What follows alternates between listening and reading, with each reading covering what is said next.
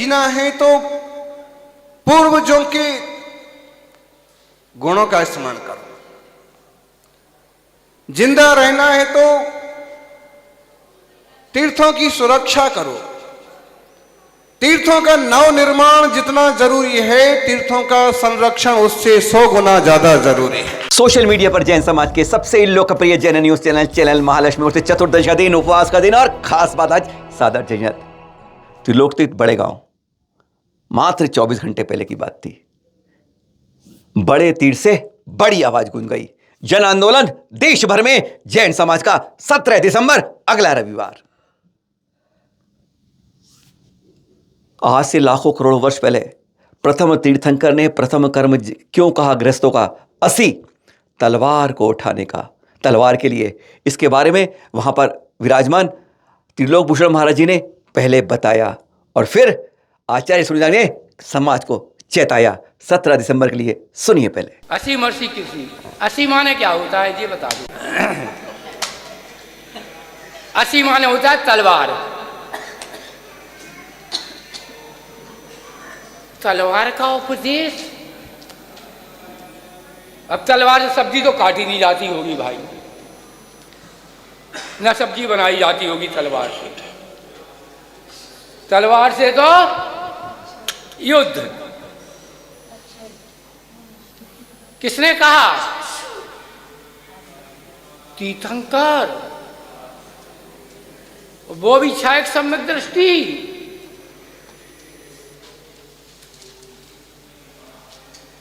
उन्होंने कहा क्यों गृहस्थ के लिए वो अनिवार्य है क्षेत्रों की रक्षा करना, धर्म की रक्षा करना, अपने परिवार की रक्षा करना। किसका कार्य है? गृहस्थों का कार्य है। उसे उसमें अगर मार काट भी हो जाएगी तो उसे हिंसा में पाप नहीं लगेगा, पुण्य का बंध होगा। हिंसा में भी पुण्य का बंध होगा। 80 सबसे पहला कर्म कौन सा बताया आदिनाथ भगवान ने? तलवार हर श्रावक के पास होना चाहिए। सबके पास होना चाहिए, सबके पास होना चाहिए। कम से कम जो क्षत्रिय नुमा हैं, जो शक्ति संपन्न हैं, देश और समाज की संरक्षण की भावना से संपन्न है, उनके पास शस्त्र भी होता है, होना चाहिए। संकल्पी हिंसा नहीं करना है, लेकिन अगर कोई आक्रमण करता है तो विरोध का जवाब तो देना ही पड़ेगा। बड़े बड़े युद्ध लड़े हैं जैन राजाओं ने, जैन सेनापतियों ने, जैन श्रावकों ने। महाराणा प्रताप के जो प्रमुख मंत्री थे, सलाहकार थे, भामाशाह, उन्होंने सिर्फ 25 साल तक सेना के लिए रसद ही देने का रास्ता साफ नहीं किया था। वो खुद भी सेनापति थे और युद्ध में शामिल होते थे। देश की जब बात आती है, समाज की जब बात आती है, तीर्थ की जब बात आती है, तो श्रावकों को पूरे मनोबल के साथ, तन मन धन के साथ खड़े हो जाना चाहिए। आपके ऊपर बात आती है तो आप किसी भी हद तक जाने को तैयार होते हैं, लेकिन जब आपके समाज, आपके पड़ोस, आपके तीर्थ पर आपत्ति आती है तो आप चुप हो जाते हैं। ऐसा क्यों? हर यज्ञ आहुति मांगता है। आहुति देने के लिए जो तैयार हो वो आगे आए। और 17 तारीख को केवल दिल्ली से, रामलीला मैदान से ही आंदोलन का आगाज नहीं होना है, वो तो होना ही है। पूरे देश में उसे एक जन आंदोलन का रूप जगह जगह से दिया जाना चाहिए। सभी लोग दिल्ली नहीं पहुंचेंगे। वे चाहे पत्राचार के माध्यम से, चाहे जुलूस के माध्यम से, चाहे संबोधन सभा के माध्यम से, चाहे कलेक्टर सांसद से मिल करके किसी तरह से अपना विरोध दर्ज कराएं कि हमारे प्राचीन तीर्थों पर किसी तरह का अतिक्रमण नहीं होना चाहिए। इस अतिक्रमण होने से समाज का तो नुकसान हो ही रहा है, देश का बहुत बड़ा नुकसान हो रहा है। देश की लिपियों का, देश के पहाड़ों का, देश के पुरातत्व का। पुरातत्व विभाग ने खुद शिकायतें कर रखी हैं कि गिरनार पर अवैध निर्माण हो रहे हैं, अवैध कब्जे हो रहे हैं। मतलब पुरातत्व विभाग खुद समझ रहा है कि नुकसान बहुत हो रहा है, लेकिन कदम नहीं उठाए जा पा रहे हैं। खंडगिरी उदयगिरी में तीर्थंकर प्रतिमाओं के ऊपर रंग लगा दिए, कपड़ा उड़ा दिया। ऐसा अन्याय क्यों? भाई हमारा देश तो संविधान से चलने वाला देश है, और जैन समाज संविधान में पूरी आस्था रखने वाली समाज। 17 तारीख को रामलीला मैदान से एक बहुत बड़ा संदेश दिया जाने वाला है। हजारों लोग इकट्ठे होंगे और गिरनार जैसे तीर्थों को लेकर के एक बड़ा जन आंदोलन किया जाएगा।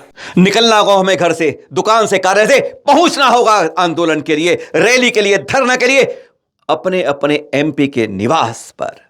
आखिर क्यों कहा हमने सांसद के लिए? यह आचार्य गुरधर ने बताया कि इस समय 2024 के चुनाव आने वाले हैं और जो सांसद है वह आपका ही देशी है। आप उसके हैं, वह उसका है। आप उसके पास जाएंगे, आपकी बात जरूर सुनेगा। कलेक्टर हो सकता है ना सुने, ज्ञापन दोगे उसके पास, बस नहीं, आपको वहीं पहुंचना है, सांसद के निवास पर। धरने के रूप में बैठना है, रैली लगानी है, आवाज उठानी है इसके लिए। और आपको स्लोगन चाहिए तो चैनल महालक्ष्मी ने आपके लिए स्लोगन तैयार कर दिए हैं। आपको व्हाट्सअप करना है इस नंबर पर जो नीचे आप देख रहे हैं, इस नंबर व्हाट्सएप 9910690823 पर। संस्था का नाम, कहां पर आप प्रदर्शन करना चाहते हैं, रैली करना चाहते हैं, तथा उसका अध्यक्ष और उसका मोबाइल नंबर क्या है। हम आपको पूरे डिजाइन भेज देंगे और एक रिकॉर्ड बन जाएगा कहां कहां पर आप लोग प्रदर्शन, रैली, आंदोलन हो रहे हैं, जिससे वो फाइल हम पूरे समाज से लेकर सरकार तक, उस जगह तक पहुंचा सके। और आप उसके वीडियो क्लिप बना के हमको जरूर भेज देगा उसी नंबर पर। हाँ, इस बारे में बड़े गांव में फिर आचार्य श्री पर हमने भी 2 मिनट कहा, उनसे संबोधन दिया आप लोगों के लिए। सुनिए जरा। 17 दिसंबर जन जन आंदोलन, तीर्थ बचाओ, धर्म बचाओ।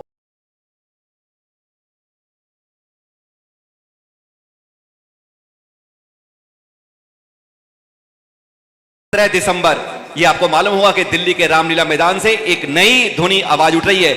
जैसे सम्मेद शिखर के लिए उठाई गई थी, वैसे ही उठाई जा रही है। आज से 3-4 महीने पहले बता दूं, इसकी शुरुआत जब की गई थी तो यहां पर बैठे हुए मंच पर आचार्य श्री सुनील सागर जी ने ऋषभ विहार में चतुर्मास से उसका शुरुआत की थी। क्योंकि हम कहते थे किसी तीर्थ में वह भी गिरनार हो गया, वह भी गिरनार हो जाएगा, वह भी गिरनार, तो उन्होंने यही कहा कि गिरनार तो कुछ नहीं हुआ, गिरनार वही है, तुम गिरनार नहीं जाते हो। और उस गिरनार को बचाने के लिए आज समाज को आगे, सारे संतों ने उसकी आवाज उठाई है। लेकिन हमारी क्षमता, हमारे समाज आज चुप बैठा है, हमारी कमेटियां चुप बैठा से अपने अधिकार को नहीं ले। जैसे अपने घर की चिंता होती है ना, घर पे ताला लगा के रखते हो, गार्ड को रखते हो, सब कुछ रखते हो, क्यों हम अपने तीर्थों के लिए रख पाते हैं? ये हमारी बहुत बड़ी कमी है। उसके लिए 17 दिसंबर, अगला रविवार, आज रविवार और फिर अगला रविवार, अभी गुरुवार उसका आह्वान करेंगे। दिल्ली में रामलीला मैदान में एक आवाज उठाएंगे, अपनी आवाज। हमें भी समान दर्शन, समान पूजा के रूप में अधिकार मिले, जो 17 फरवरी 2005 को गुजरात हाई कोर्ट ने दी। हम अभी कुछ नहीं मांग रहे और कि हमारा है तुम्हारा बात नहीं है। अभी तो हम ये है जो हमें दर्शन का अधिकार, पूजा का अधिकार वहां मिला है, वह हमें मिलना चाहिए। यानी यह नहीं कि जयकारा बोल लो तो FIR कर देते हो, जो तलवार उठाता है उसको चुप रखते हो। इस तरह की बातें नहीं होनी चाहिए। जैन किसी से लड़ता नहीं है, सत्ता के साथ रहता है, सरकार के साथ चलता है, पर जब अपने गले पर तलवार उठती है तो आवाज तो उठा ही सकता है। हमें अपने अपने क्षेत्रों में, जहां जहां पर हम रहते हैं, हमें अपने जगह पर, वहां पर MP के घर के सामने, वहां शिलादी के सामने हमें एक रैली लेके जानी होगी। इस 17 दिसंबर को कम से कम 50 जगह हम देश के अंदर इस आंदोलन को, रैली के साथ शुरुआत करना चाहेंगे कि एक बार तो आवाज हम गिरनार की भी उठा सके, जैसे हमने संलेखना के लिए, संथारे के लिए उठाई थी, एक बार शिखर जी के लिए उठाई थी, वह हम गिरनार के लिए भी उठा पाए। हम इस बात की प्रतिवेदन, एक अनुरोध गुरुवर के उद्घोष से सुनेंगे, जिन्होंने ऋषभ विहार के लिए एक बार आवाज उठा के सबको तैयार किया था। अगले रविवार 50 जगह कम से कम जैन समाज आंदोलन, रैली को तैयार रहे, अपने तीर्थ की सुरक्षा के लिए अपना समर्पण करने को तैयार रहे। आज औकात दिखाने की बात करते हैं, मत दिखाओ औकात, अरे मत करो असहिष्णुता और मत करो विरोध, कम से कम भाईचारा तो जीवंत रहने दो। सुनिए जरा आचार्य श्री क्या कहते हैं। कोई भी कुछ भी बोल देता है, हम आपको औकात दिखा देंगे, हम ऐसा कर देंगे, वैसा कर देंगे। अरे भाई, हर एक आदमी की एक औकात होती है। आप अगर इनकी औकात बताओगे तो ये आपकी औकात भी बता देंगे। इसलिए किसी की औकात पर जाने की बजाय गंभीरता से काम होना चाहिए, समझदारी से आगे बढ़ना चाहिए।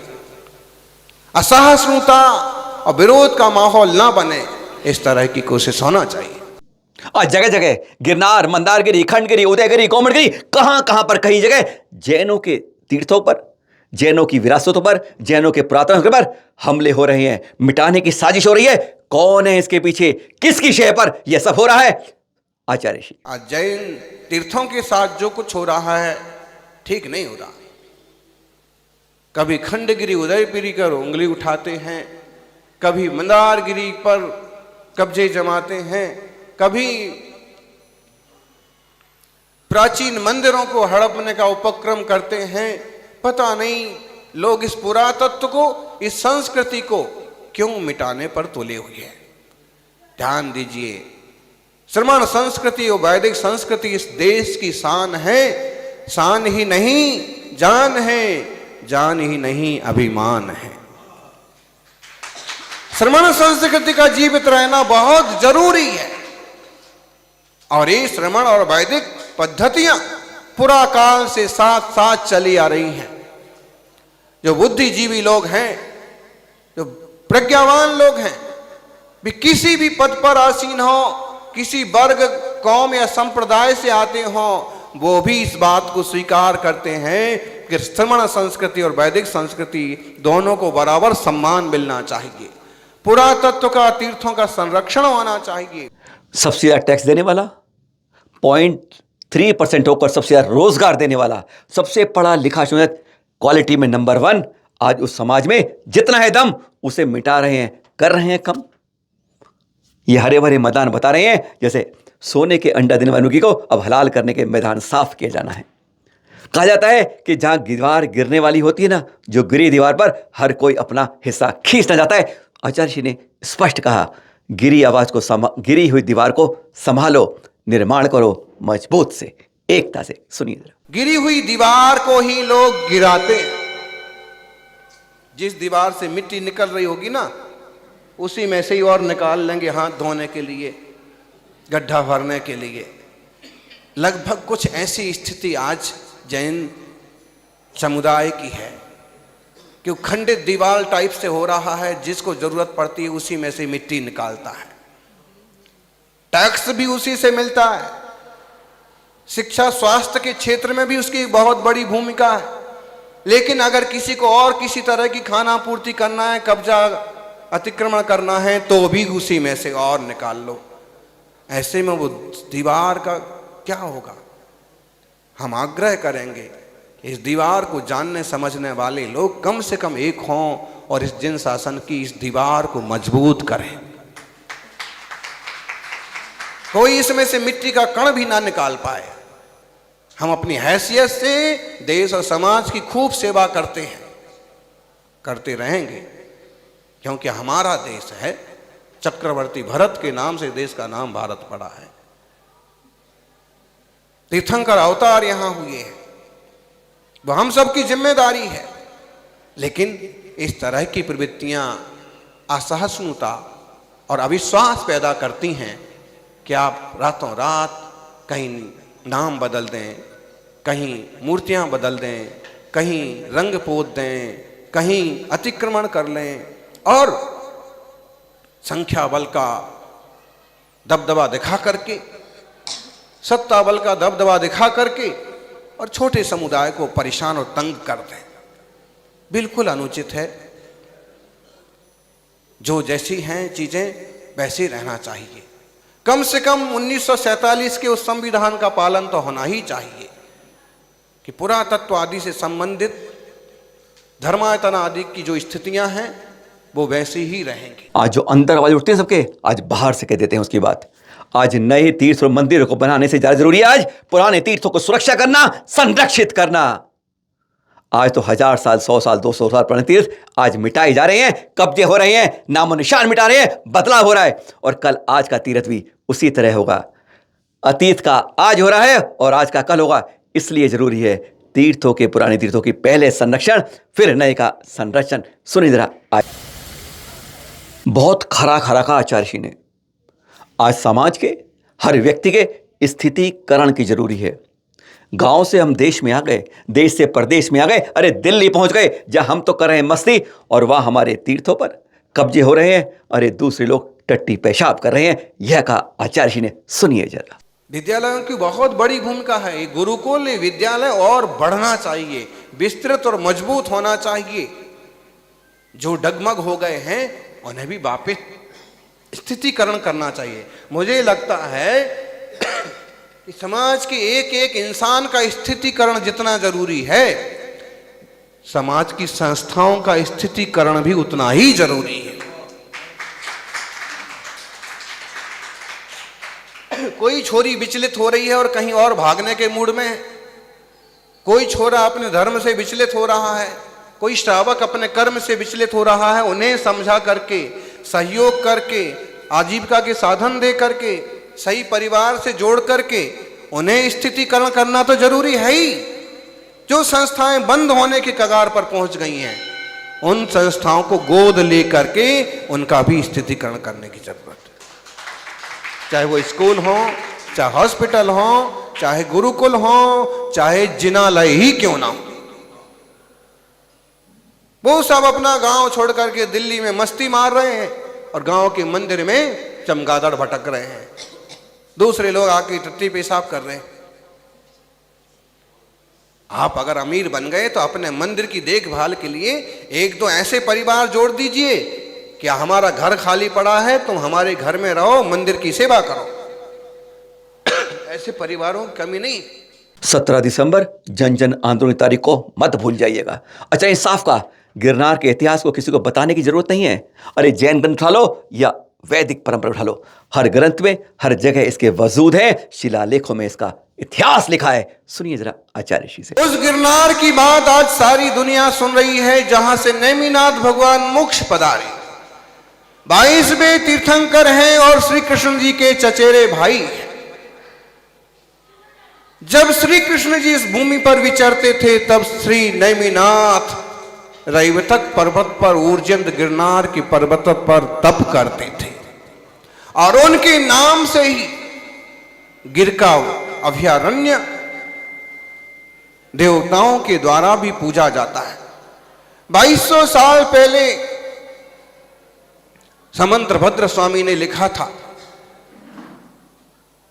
ककुदम भा खचरियो सिदुसे सिख रही अलंकृत मेघ पटल परिबीत ततस्थ लक्षणानि लिखितानि वज्रिणा बहती तीर्थ में शिविस्त ससत अभिगम में तेज्यता प्रीति वितत हरदहि परितो भ्रस मूर्जयंत इति विश्रुतो चला बहरंत रप्यु भयथा चा कर्णम अभिघाति नाथ कृत नाथ युग पद किलम चता तुमिदम तला मलक बद विवेद था।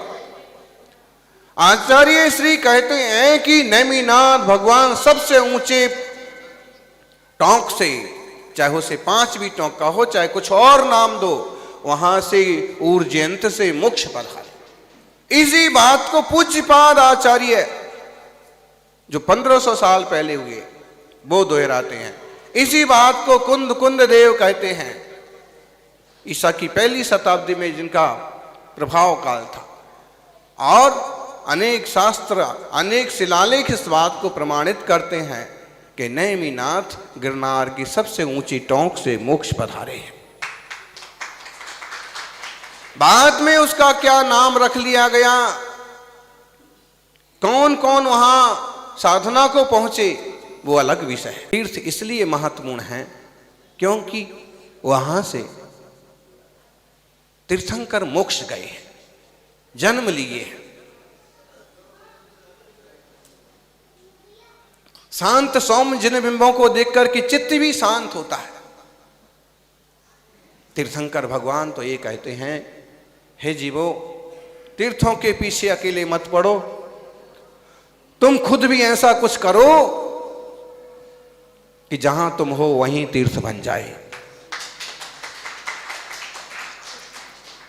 और तीर्थों के पीछे पड़ने का हमारा एक ही आशय है कि इन पवित्र स्थानों पर जाकर के चित्त की पवित्रता होती है बुद्धि की पवित्रता होती है, वेद विज्ञान होता है, तत्व ज्ञान होता है, और महापुरुषों के उन पवित्र प्रांगण में जाकर के उनके जैसे बनने का भाव होता है। उनकी तीर्थों की, चल तीर्थों की और अचल तीर्थों की, दोनों की भी सुरक्षा हो। शाकाहार, सदाचार, सत्य अहिंसा के बल पर हम सब तरक्की करें। गजब की बात है, किसी और धर्म समुदाय में 50-100 साल होते हैं, हमारे नेताओं की बाढ़ पहुंच जाती है, उनके बारे में सरकार विज्ञापन छपवाती है, निःशुल्क रूप से उनके यहाँ पहुंच जाते हैं, मंच वाला माइक करते हैं।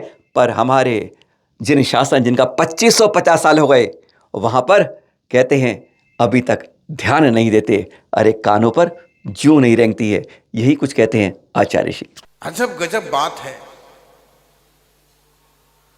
किसी संप्रदाय के 150 साल होते हैं, किसी पीर फकीर के 200-300 वर्ष बीतते हैं कि सत्ता के बड़े बड़े लोग वहां धोख देने पहुंच जाते हैं। भगवान महावीर स्वामी का 2550वां निर्वाणोत्सव वर्ष चल रहा है और नेताओं के कान पर जूं तक नहीं रेंगती है।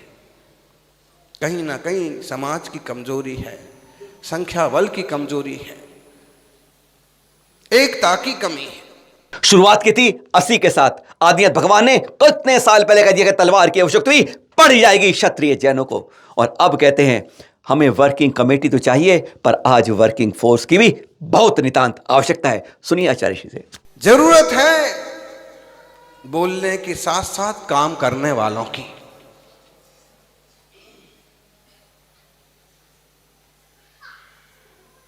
ट्रस्ट कमेटी के साथ साथ वर्किंग कमेटी भी जरूरी होती है, और हम कहेंगे कि वर्किंग कमेटी के साथ साथ एक वर्किंग फोर्स भी जरूरी होती है।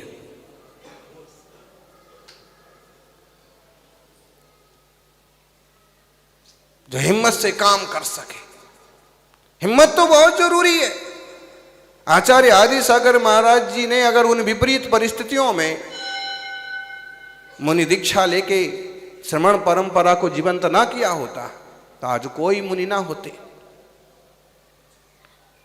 आचार्य शांति सागर जी, गुरुजनों बहुत बड़ा योगदान है। किसी भी धारा में जुटने के लिए होम करना पड़ता है, खुद का होम करना पड़ता है। नींव का पत्थर कोई बनता है तो आलीशान त्रिलोक तीर्थ भी खड़ा हो जाता है। सुनते रहेंगे, पर मन के साथ बाहर कब निकलेंगे घरों से हम, कब अपने लिए हम जज्बा उठाएंगे। 17 दिसंबर को आंदोलन में जरूर शामिल होंगे। जहां पर आप हैं, अगर दिल्ली नहीं पहुंच सकते, अपने अपने क्षेत्र में अपनी जगह पर एमपी के घर के आगे, निवास के आगे धरना दीजिए, रैली दीजिए, आवाज उठाइए। वह आपकी सुनेगा, आपका दर्द सुनेगा और वह आपके साथ रहेगा, इतना विश्वास होता है। अगर आपने 100 जगह आंदोलन कर लिया तो सरकार भी इसको सुने बगैर नहीं रह पाएगी। आपको कोई आवश्यकता हो इस बारे में, आप इस नंबर जो व्हाट्सएप देख रहे हैं, इस पर आप हमें सूचित कर सकते हैं। आपको स्लोगन भेज देंगे, आपकी टीम बना लेंगे। आपको सहयोग चाहिए, कोशिश करेगा चैनल महालक्ष्मी और भी संस्थाएं जो बड़ी बड़ी कमेटी हैं, उनको भी उम्मीद करते हैं वह इसमें एक साथ होकर एकता की आवाज उठाएंगी, कहीं ना कहीं सहयोग के लिए आगे बढ़कर आएंगी। सादर जय जिनेंद्र।